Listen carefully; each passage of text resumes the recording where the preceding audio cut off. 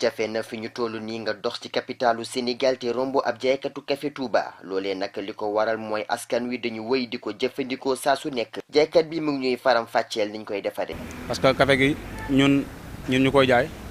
man maa ngi koy jëlee fee sama mag bi rond-point Liberté 6 sama rak moo koy saaf moo koy wal mais café gi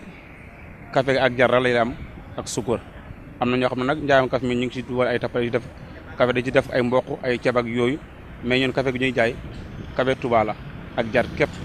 moom lay am. bu ñu sukkandikoo ci ay kàddoom mu mel ni café Touba bi am na njëriñ ci wérgu yaram doomu aadama. jar baax na moom baax na bu baax waaw jar moom dafa baax ci wérgu yaram bu baax a baax jar moom café boo ko naanee mu am jar rek dafa am lu yëg sa yaram café moom café Touba la waram ak jar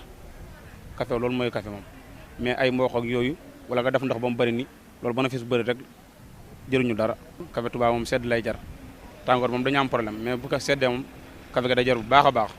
waaw. way jëfandikoo bi mu ngi ñaax jaaykat yi ngir ñu bañ cee boole dara lu ci bokkul. maa ngi dégg ñu naan dañ ciy def ceeb di si dolli ceeb ak ndox yi ñu siy dolli di si dolli ndox ceeb xam nga te yooyu yëpp baaxu ci parce que man café gi ma gis moom man café gi man neexu kiiwu ma daal man su ma sañoon ñu bari ñu arrêté ko